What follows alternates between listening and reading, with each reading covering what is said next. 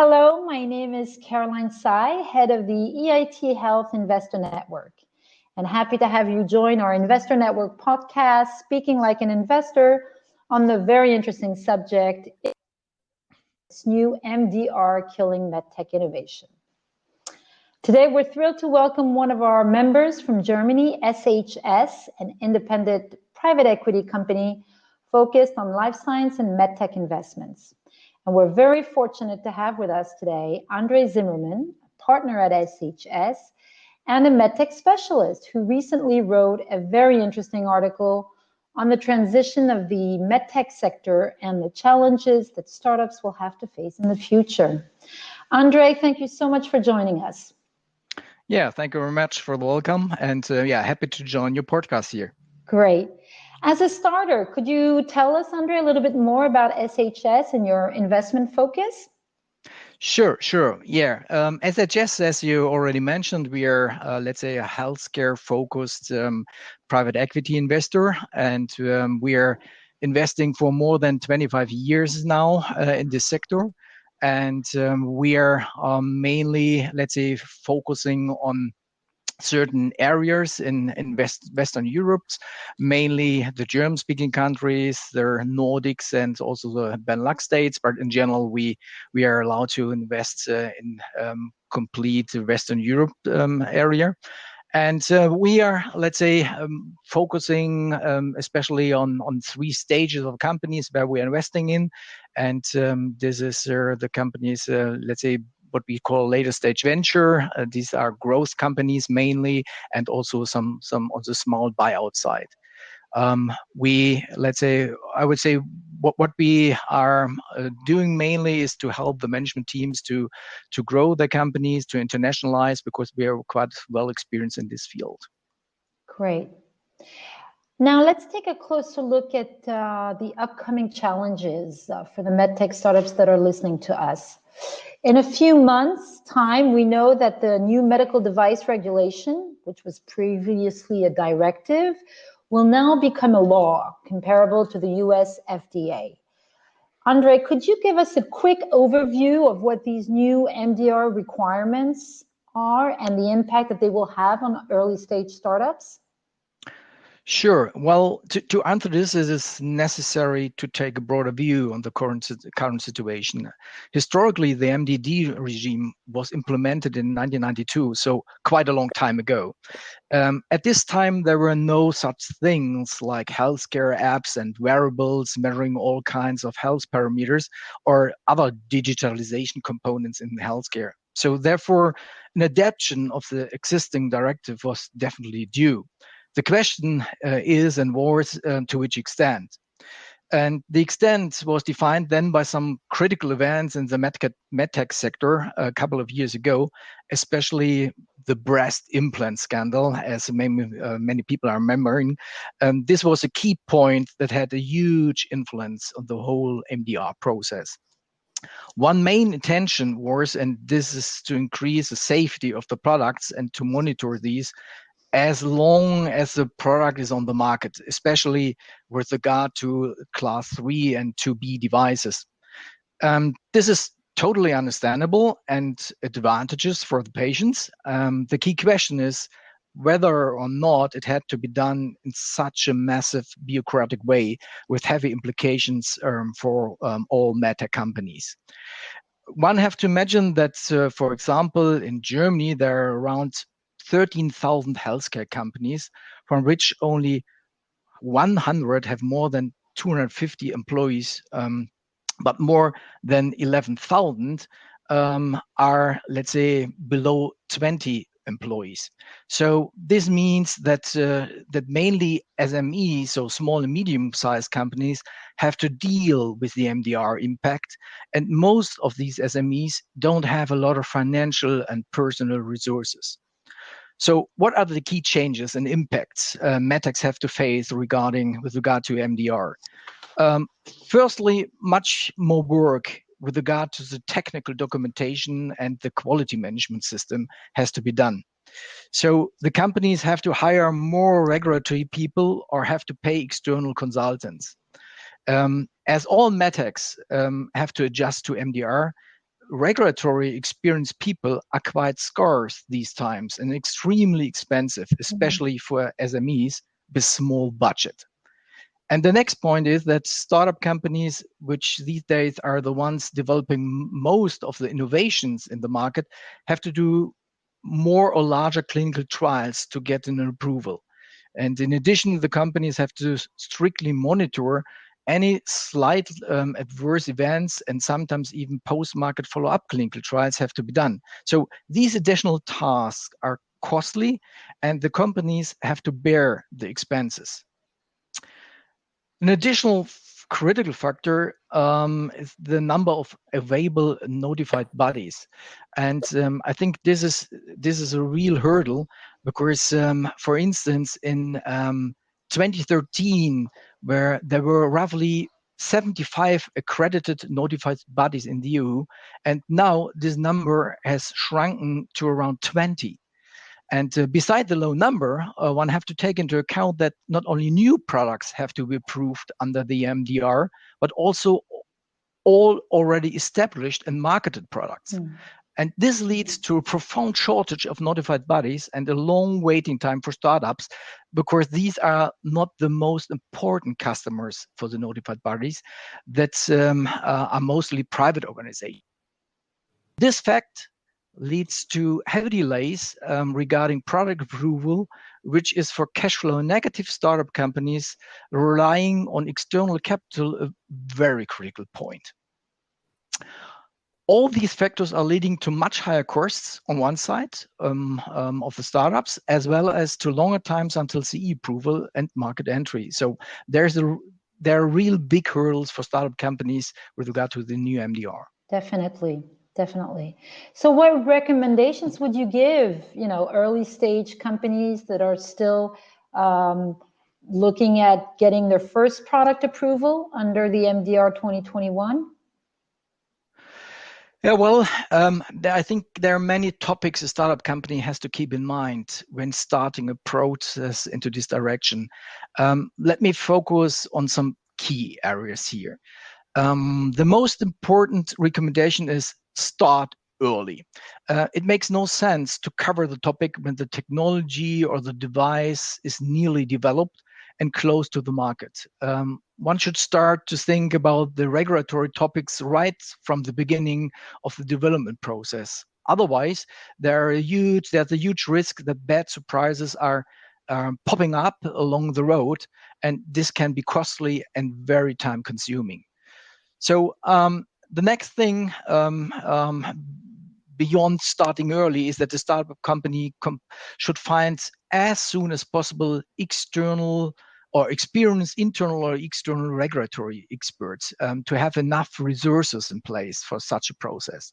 And as said before, the startups should be aware that the market is nearly swept empty, because every medtech company is looking for qualified personnel and in the regulatory field.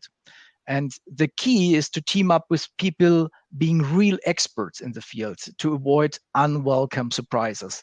And because this is, from our experience, one of the, let's say, major impacts, and in this case, negative impacts for a startup, to have the wrong people on board.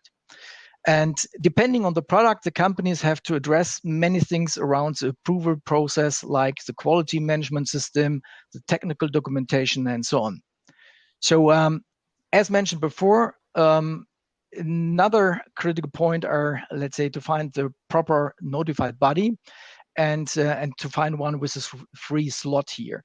And besides the small number of available notified bodies, not every notified body fits to a certain startup with a certain product. Because some of the notified bodies are generalists, but some are also specified or specialized in one or the other area. For instance, doing only medical devices, or let's say some specific medical devices types, or even some are, let's say, specialized in diagnostics. So the small number of available notified bodies is getting even smaller with this fact. But there's another even more important and very strategic question a startup has to answer at a quite early time point. And this is the approval strategy itself. Every startup has to discuss, let's say, one of the three main options they have, and the first option is to go for CE approval first. The next option mainly is to go for FDA approval first, and the third one is to do CE and FDA approval more or less in parallel. With the MDR, the approval process in Europe is getting much more costly and time consuming. So therefore, from a strategic point of view, it makes sense to compare it with the FDA approval process and the costs and the timelines here.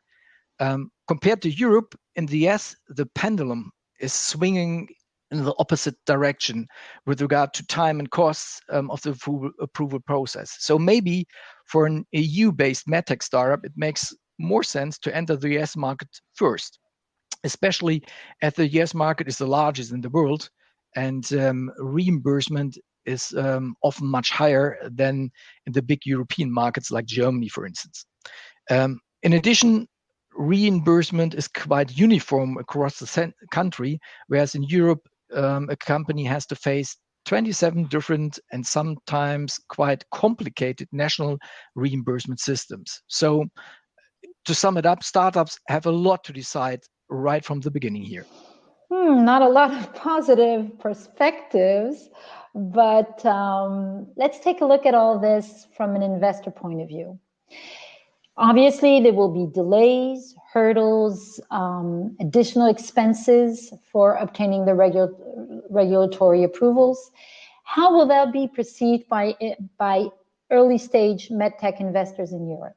Will you be putting off your investments for the next few months until the product launch are done, or that the business models are modified to integrate the rise of cost?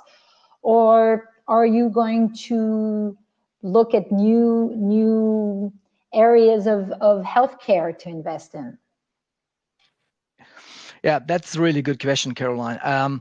Although SHS is not an early stage, but more of a growth investor, from my perspective, investors in European healthcare startups are becoming even more selective in which kind of company they're investing in.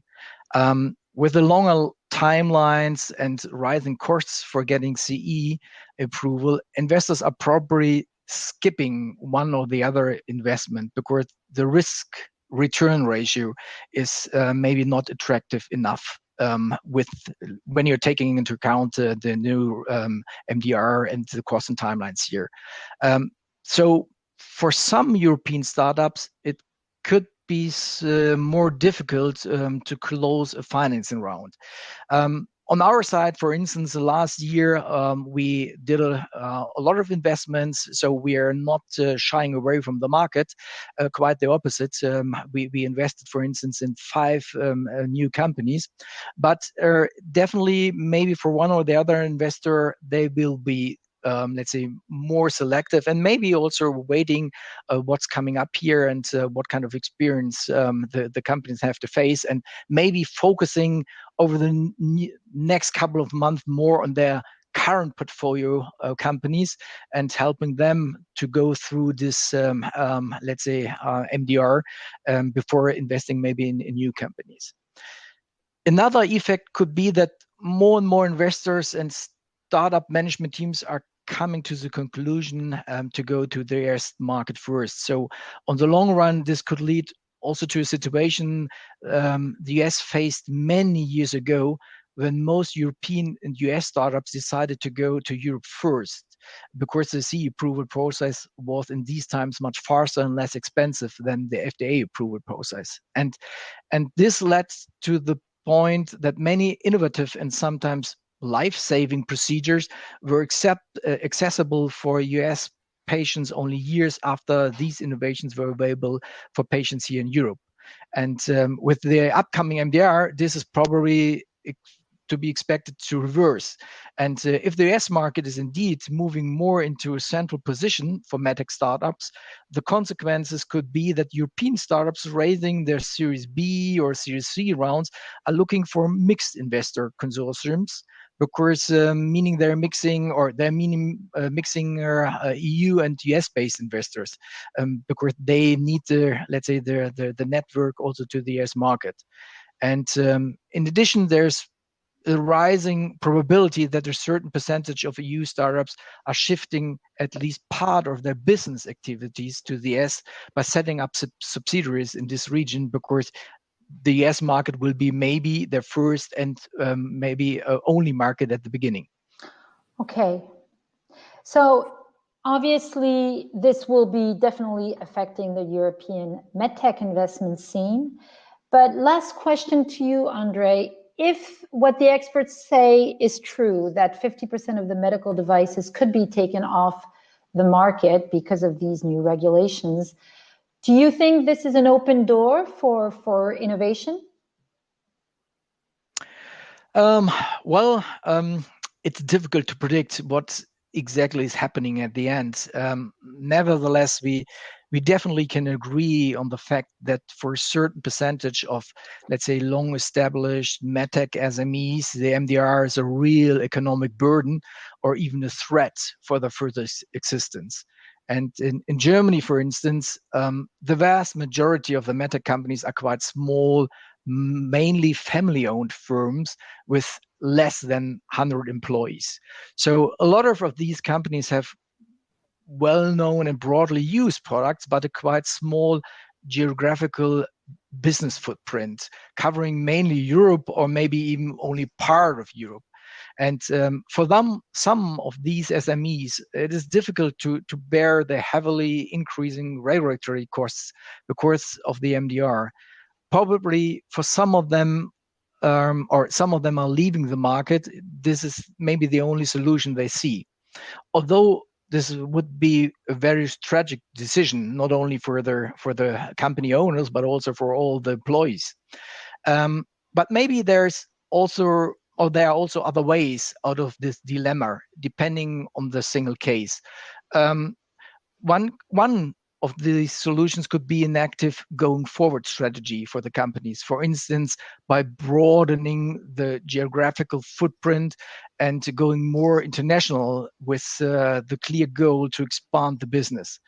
And if such a step can be successfully realized because the product of the companies or the products of the companies are really competitive and have a clear USP, the growing revenue and the rising profitability should help to cover the higher regulatory costs here in Europe.